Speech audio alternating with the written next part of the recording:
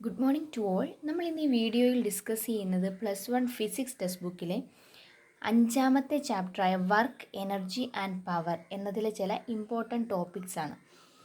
നമുക്ക് ആദ്യം നോക്കേണ്ടത് വർക്ക് എന്താണെന്ന് നോക്കണം. വർക്ക് എന്താണെന്ന് നോക്കുന്നതിന് മുന്നിലായിട്ട് മറ്റൊരു ടേം നോക്കാനുണ്ട്.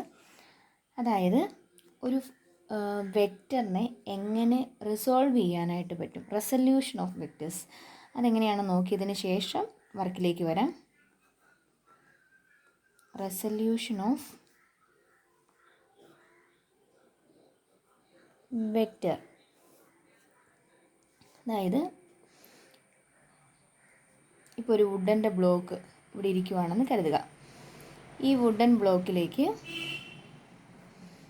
ഞാൻ ഇവിടെ നിന്ന് ഇങ്ങോട്ടൊരു ഫോഴ്സ് കൊടുക്കുന്നു, ഇവിടെ നിന്ന് പിടിച്ച് വലിക്കുന്നു, അതിനെ Fx എന്ന് കൊടുത്തെന്ന് വിചാരിക്കാം.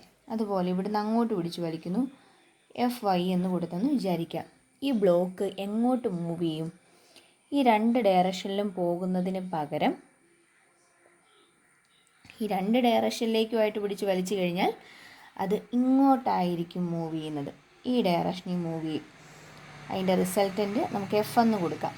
അതായത് ഈ രണ്ട് ഡയറക്ഷനിൽ ഫോഴ്സ് അപ്ലൈ ചെയ്ത് കഴിയുമ്പോൾ ഇതിൻ്റെ റിസൾട്ടൻ്റ് ഫോഴ്സ് ഇങ്ങോട്ടാണ് വരുന്നത്.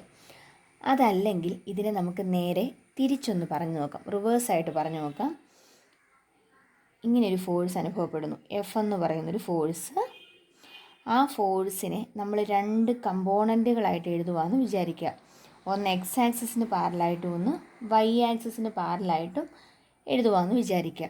രണ്ട് കമ്പോണൻറ്റുകളാക്കി, ഒന്ന് ഈ ഡയറക്ഷനിൽ വന്നു, ഇതിൻ്റെ സെയിം ലെങ്ത് വെച്ച് വേണം പറയാനായിട്ട്. എക്സ് ആക്സിന് പാരലായിട്ട് ഇവിടെ വന്നു, ഇത് വൈക്ക് പാരലായിട്ടുള്ളത്. എക്സിന് പാരലായിട്ടുള്ളതിന് Fx എന്ന് കൊടുത്തു, വൈക്ക് പാരലായിട്ടുള്ളതിന് Fy എന്ന് കൊടുത്തു. അങ്ങനെയാണെങ്കിൽ ഇവിടെ ഉണ്ടാകുന്ന ആംഗിൾ, ഇവിടുത്തെ ആംഗിൾ തീറ്റ ആണെന്ന് കരുതുക. ഈ ഹൊറിസോണ്ടലുമായിട്ട് ഈ വെക്റ്റർ ഫോം ചെയ്യിക്കുന്ന ആംഗിൾ തീറ്റ ആണെങ്കിൽ Fx എന്ന് പറയുന്നത് Fx is equal to F cos theta എന്ന് വിളിക്കാം. എങ്ങനെ വന്നു എന്ന് ചോദിച്ചാൽ, ഇവിടെ നമ്മൾ ട്രയാങ്കിൾ കൺസിഡർ ചെയ്യുന്നു. അതായത് ഈ വെക്റ്ററിനെ ഇവിടെ നിന്ന് ഇങ്ങോട്ട് നീക്കിക്കൊണ്ട് വരുന്നു. Fy എന്ന് പറയുന്ന വെക്റ്ററിനെ നീക്കി ഈ ട്രയാങ്കിളിൻ്റെ മൂന്നാമത്തെ സൈഡാക്കി മാറ്റിയെന്ന് കരുതുക. എന്നിട്ട് ഇതിനകത്തുനിന്ന് കോസ് തീറ്റ എടുക്കുക. Cos theta is equal to എന്ത് വരും? Cos theta is equal to adjacent by hypotenuse ആണ്. അഡ്ജസൻറ്റ് എന്ന് പറയുമ്പോൾ ഈ ലെങ്ത് വന്നു, അതായത് Fx ബൈ ഹൈപ്പോട്ടന്യൂസ് ഏതാണ്? 90ക്ക് ഓപ്പോസിറ്റ് ആയിട്ടുള്ളത് ഇത്. സോ F, അതിൽ നിന്നും Fx is equal to F cos theta എന്ന് കിട്ടി. അപ്പം എക്സ് കമ്പോണൻറ്റ് കിട്ടി. ഇനി വൈ കമ്പോണൻ്റ് അപ്പം അങ്ങനെയാണ് എന്ത് വരും? ഈ Fyയെ ഇങ്ങോട്ട് നീക്കിക്കൊണ്ട് വന്നാണ് നമ്മൾ ഇവിടെ വെച്ചിരിക്കുന്നത്. അങ്ങനെയാണെങ്കിൽ ഈ മൂന്നാമത്തെ സൈഡ് എന്ന് പറയുന്ന Fy അല്ലേ, ഇതിനകത്ത് സൈൻ തീറ്റ എടുക്കുക. Sine theta is equal to എന്ത് വരും? Opposite by hypotenuse. ഓപ്പോസിറ്റ് എന്ന് പറഞ്ഞാൽ Fy, hypotenuse F. So Fy is equal to F sine theta എന്ന് കിട്ടി. ഈ കമ്പോണൻറ്റ് F സൈൻ തീറ്റ. അതായത് നമുക്ക് ഈ ഒരു ഫോഴ്സ് എന്ന് പറയുന്ന വെക്റ്റർ ക്വാണ്ടിറ്റിയെ എക്സിനും വൈക്കും പാരലായിട്ട് രണ്ടായിട്ട് റിസോൾവ് ചെയ്യാൻ പറ്റും. അങ്ങനെയാണെങ്കിൽ ആംഗിളിനോട് ചേർന്ന് കിടക്കുന്ന component F cos theta, cos കമ്പോണൻറ്റും ആംഗിളിൽ നിന്ന് അകന്ന് കിടക്കുന്ന കമ്പോണൻറ്റ് സൈൻ കമ്പോണൻറ്റും ആയിരിക്കും. ഇനി ഇത് നമ്മൾ ആദ്യം പറഞ്ഞ എന്തായിരുന്നു? രണ്ട് ഡയറക്ഷനിൽ, അതായത് ഇങ്ങനെ എക്സിനും വൈക്കും പാരലായിട്ട് ഫോഴ്സ് അപ്ലൈ ചെയ്ത് കഴിഞ്ഞ് കഴിഞ്ഞാൽ അതിൻ്റെ റിസൾട്ടൻ്റ് എങ്ങോട്ടായിരിക്കും? ഈ ഒരു ഡയറക്ഷനിലായിരിക്കും വരുന്നത്. രണ്ട് രീതിയിലും ആലോചിക്കാനായിട്ട് പറ്റും. ഇനി നമുക്ക് വർക്കിലേക്ക് പോകാം. ഇവിടെ ഒരു വുഡൻ ബ്ലോക്ക് ഇരിക്കുവാണെന്ന് കരുതുക. ഈ വുഡൻ ബ്ലോക്കിൽ ഞാൻ ഈ ഡയറക്ഷനിൽ ഒരു ഫോഴ്സ് അപ്ലൈ ചെയ്തു, അതിന് F എന്ന് കൊടുത്തെന്ന് വിചാരിക്കുക. ഇനി ഇത് ഹൊറിസോണ്ടലുമായിട്ട് ഫോം ചെയ്യിക്കുന്ന ആംഗിൾ തീറ്റ ആണ്. അങ്ങനെയാണെങ്കിൽ വർക്കിൻ്റെ ഇക്വേഷൻ എന്ന് പറഞ്ഞാൽ വർക്ക് ഈസ് ഈക്വൽ ടു, നോക്കിക്കേ, ഹൊറിസോണ്ടലുമായിട്ട് ഫോം ചെയ്ത ആംഗിൾ തീറ്റയാണെന്ന് നമ്മൾ പറഞ്ഞു. അങ്ങനെയാണെങ്കിൽ ഈ ഫോഴ്സിനെ രണ്ടായിട്ട് റിസോൾവ് ചെയ്യാലോ, ഒന്നിങ്ങോട്ടും റിസോൾവ് ചെയ്യാൻ പറ്റും. ഇനി നമ്മൾ പറഞ്ഞ എന്താ? ആംഗിളിനോട് ചേർന്ന് കിടക്കുന്ന കമ്പോണൻറ്റ് കോസ് കമ്പോണൻ്റ് ആണ്. ഇത് F കോസ് തീറ്റയും ഇത് F സൈൻ തീറ്റയാണെന്നാണ് നമ്മൾ ഇച്ചിരി മുമ്പ് പറഞ്ഞത്. അങ്ങനെയാണെങ്കിൽ വർക്കിൻ്റെ ഇക്വേഷൻ എന്ന് പറയുന്നത് ഈ ബ്ലോക്കിന് ഡിസ്പ്ലേസ്മെൻ്റ് ഉണ്ടായി, അത് ഇവിടം വരെ മാറി എന്ന് കരുതുക. അതിനെ ഞാൻ എസ് എന്ന് കൊടുത്തു. എസ് എന്നോ എക്സ് എന്നോ നിങ്ങൾക്ക് ഇഷ്ടമുള്ള രീതിയിൽ കൊടുക്കാം. എന്നിട്ട് അതിൻ്റെ താഴെ എഴുതിയാൽ മതി വേർ എസ് ആണ് കൊടുക്കുന്നതെങ്കിൽ എസ് ഈസ് ദ ഡിസ്പ്ലേസ്മെൻറ്റ് എന്ന് എഴുതണം. അത്രയും മാത്രം. S into F cos theta, അതായത് ഡിസ്പ്ലേസ്മെൻറ്റ് ഇൻറ്റു ഡിസ്പ്ലേസ്മെൻറ്റിൻ്റെ ഡയറക്ഷനിലുള്ള ഫോഴ്സിൻ്റെ കമ്പോണൻറ്റ്, അതാണ് വർക്കെന്ന് പറയുന്നത്. അപ്പോൾ അല്ലെങ്കിൽ നമുക്ക് എന്തെഴുതാം, എഫ് ഡോട്ട് എസ് എന്ന് എഴുതത്തില്ലേ? എ ഡോട്ട് ബി ആണ് എന്ത്? A B cos theta. അങ്ങനെയാണെങ്കിൽ എഫ് എസ് കോസ് തീറ്റ എന്നുള്ളതിന് പകരം എഫ് ഡോട്ട് എസ് എന്ന് കൊടുക്കാം. ഇനി നമുക്ക് ഓൾറെഡി അറിയാം ഇത് രണ്ടും എന്താണ്? വെക്റ്റർ കമ്പോണൻറ്റുകളാണ് അല്ലേ? അതായത് വെക്റ്ററാണ് ഇത് രണ്ടും. ഫോഴ്സും വെക്റ്ററാണ്, ഡിസ്പ്ലേസ്മെൻറ്റും വെക്റ്ററാണ്. പക്ഷേ നമ്മൾ പഠിച്ചിരിക്കുന്നത് എന്താണ്? ഡോട്ട് പ്രോഡക്റ്റിൻ്റെ, ഇത് മുന്നിലുള്ള വീഡിയോയിൽ ഡോട്ട് പ്രോഡക്റ്റും ക്രോസ് പ്രോഡക്റ്റും പറഞ്ഞിട്ടുള്ളതാണ്. അങ്ങനെയാണെങ്കിൽ രണ്ട് വെക്റ്റർ ക്വാണ്ടിറ്റിയുടെ ഡോട്ട് പ്രോഡക്റ്റ് എടുത്താൽ കിട്ടുന്ന എന്തായിരിക്കും? ഒരു സ്കെയിലാർ ക്വാണ്ടിറ്റി ആയിരിക്കും. സോ വർക്കിൻ്റെ ഇക്വേഷൻ നമ്മൾ പറഞ്ഞു. അടുത്തത് വർക്ക് എന്ന് പറയുന്ന ഒരു സ്കെയിലാർ ക്വാണ്ടിറ്റി ആയിരിക്കും. ഇതിൻ്റെ യൂണിറ്റ് എന്ത് വരും? ഫോഴ്സിൻ്റെ യൂണിറ്റ് എന്താണ്? ന്യൂട്ടൺ ആണ്. ഡിസ്പ്ലേസ്മെൻറ്റിൻ്റെ യൂണിറ്റ് മീറ്റർ ആണ്, ന്യൂട്ടൺ മീറ്റർ. അതല്ലെങ്കിൽ ഇതിന് പറയുന്ന മറ്റൊരു പേരാണ് ജൂൾ.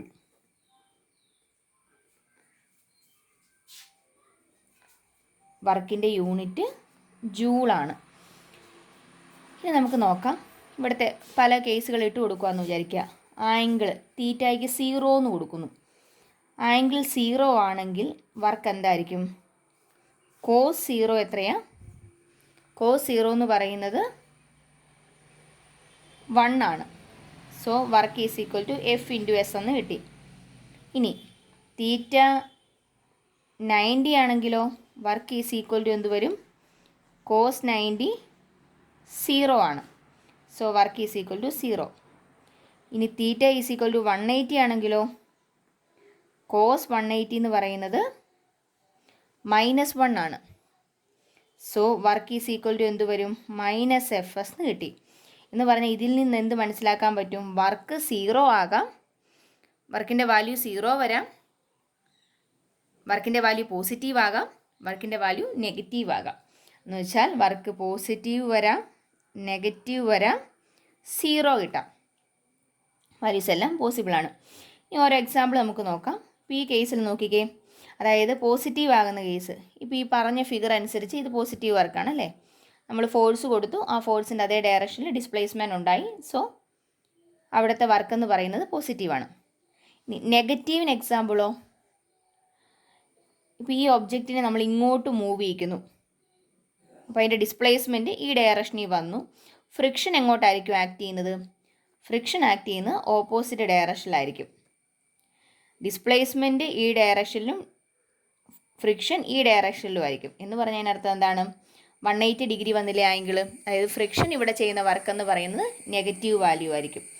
അപ്പോൾ നെഗറ്റീവ് കിട്ടുന്ന ഒരു എക്സാമ്പിൾ ഫ്രിക്ഷണൽ ഫോഴ്സിൻ്റെ കേസ് വരുമ്പോൾ നെഗറ്റീവ് വരുന്നുണ്ട്. ഇനി 0 വരുന്ന എപ്പോഴൊക്കെ ആയിരിക്കും നോക്കിക്കേ? ഒന്നെങ്കിൽ ഫോഴ്സും ഡിസ്പ്ലേസ്മെൻറ്റും പരസ്പരം പെർപെൻഡിക്കുലർ ആണെങ്കിൽ എന്ത് സംഭവിക്കും? വർക്ക് 0 ആയിരിക്കും. അതിനൊരു എക്സാമ്പിൾ നമുക്ക് നോക്കാം. ഈ ഒരു കേസിനാണ് വർക്ക് ആംഗിൾ 90 വരുന്ന കേസ്. എഫിനും എസിനും ഇടയ്ക്കുള്ള ആംഗിൾ 90 വരുന്നൊരു കേസ് നോക്കാം. ഒരാൾ ഇവിടെ നിന്ന് ഇങ്ങോട്ട് നടന്നു പോവുകയെന്ന് വിചാരിക്കാം. അയാളുടെ വെയിറ്റ് താഴേക്ക് അനുഭവപ്പെടുന്നുണ്ട്. ഗ്രാവിറ്റി കാരണമുള്ള ഗ്രാവിറ്റി കൊടുക്കുന്ന ഫോഴ്സ് എന്ന് പറയുന്നത് താഴേക്കാണ് അനുഭവപ്പെടുന്നത്. അയാൾ മൂവ് ചെയ്യുന്നത് ഇങ്ങോട്ടാണ്. അങ്ങനെയാണെങ്കിൽ ഗ്രാവിറ്റി അയാളുടെ മുകളിൽ എന്തെങ്കിലും വർക്ക് ചെയ്യുന്നുണ്ടോ? പ്രത്യേകിച്ച് വർക്കൊന്നും ചെയ്യുന്നില്ല. അത് അതിനൊരു എക്സാമ്പിളായിട്ട് ഈ ഒരു കേസിൽ പറയാവുന്നതാണ്, ഗ്രാവിറ്റി വെച്ചിട്ടുള്ളത്. ഇനി അതല്ലാതെ മറ്റൊരു സിറ്റുവേഷനും കൂടി ഉണ്ട്. ഡിസ്പ്ലേസ്മെൻറ്റ് ഉണ്ടാകുന്നില്ലെന്ന് കരുതുക. അതായത് ഞാനൊരു ഭിത്തി തള്ളുവാണ്. ഭിത്തി തള്ളുമ്പോൾ ഭിത്തി മൂവ് ചെയ്യുന്നില്ല. പക്ഷെ ഞാൻ ഫോഴ്സ് അപ്ലൈ ചെയ്യുന്നുണ്ട്. പക്ഷേ ഡിസ്പ്ലേസ്മെൻറ്റ് ഉണ്ടാവുന്നില്ല. ഫോഴ്സ് അപ്ലൈ ചെയ്തെന്ന് പറഞ്ഞ് വർക്ക് ചെയ്തെന്ന് പറയാൻ പറ്റത്തില്ല. ഫോഴ്സ് അപ്ലൈ ചെയ്തിട്ട് ഡിസ്പ്ലേസ്മെൻറ്റ് ഉണ്ടായാൽ മാത്രമേ വർക്ക് നടന്നെന്ന് പറയാൻ പറ്റുള്ളൂ. അപ്പോൾ ഡിസ്പ്ലേസ്മെൻറ്റ് 0 ആയാലും എന്ത് സംഭവിക്കും? ഡിസ്പ്ലേസ്മെൻറ്റ് 0 ആണെങ്കിലും വർക്ക് 0 ആയി പോകും. ഇനി അടുത്ത ഒരു ടേമാണ് കൈനറ്റിക് എനർജി. കൈനറ്റിക് എനർജി ഒക്കെ ഓൾറെഡി ചെറിയ ക്ലാസ്സുകളിൽ പഠിച്ചിട്ടുള്ളതാണ്. കൈനറ്റിക് എനർജി ഡിനോട്ട് ചെയ്യുന്ന ലെറ്റർ കെ ആണ്. കെ ഉപയോഗിച്ച് റെപ്രസെൻറ്റ് ചെയ്യുന്നു. കൈനറ്റിക് എനർജി എന്ന് പറയുന്നത് എന്താണ്?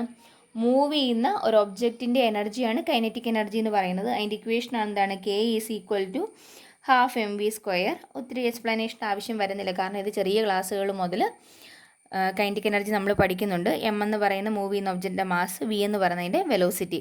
ഇതും എങ്ങനെ തന്നെയായിരിക്കും, ഒരു സ്കെയിലാർ ക്വാണ്ടിറ്റിയാണ്. സ്കെയിലാർ ക്വാണ്ടിറ്റിയാണ്. യൂണിറ്റ് എന്താണ്? ഇതിൻ്റെ യൂണിറ്റ് ജൂളൻ തന്നെ വന്നു. ഇനി അടുത്ത് പൊട്ടൻഷ്യൽ എനർജി ആണെങ്കിലോ,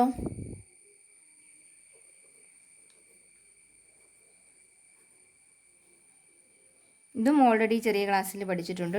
ഡിനോട്ട് ചെയ്യുന്ന ലെറ്റർ യു ആണ്. യു ഉപയോഗിച്ച് റെപ്രസെൻ്റ് ചെയ്യുന്നു. Potential energy is equal to mgh. അതായത് പൊട്ടൻഷ്യൽ എനർജി രണ്ട് കാരണങ്ങൾ കൊണ്ടുണ്ടാകാം. കൈനറ്റിക് എനർജി നമ്മൾ പറഞ്ഞു മോഷൻ കാരണമാണെങ്കിൽ, പൊട്ടൻഷ്യൽ എനർജി ഉണ്ടാകുന്നത് എന്ത് കാരണമാണ്? ഒന്ന് പൊസിഷൻ കാരണവും ഒന്ന് സ്ട്രെയിൻ കാരണം ഉണ്ടാകും. അതുപോലെ തന്നെ ഇതും എങ്ങനെയുള്ളൊരു ക്വാണ്ടിറ്റിയാണ്? സ്കെയിലാർ ക്വാണ്ടിറ്റിയാണ്. Energy is a scalar quantity. Unit എന്ത് വരും? ജൂളൻ തന്നെ കിട്ടി. ജസ്റ്റ് ആ ടേമുകൾ എന്താണെന്ന് മാത്രമേ പറഞ്ഞിട്ടുള്ളൂ. ഇനി ഇതിൻ്റെ ഡീറ്റെയിൽ ആയിട്ടുള്ള കാര്യങ്ങൾ നമുക്ക് അടുത്ത വീഡിയോയിൽ ഡിസ്കസ് ചെയ്യാം.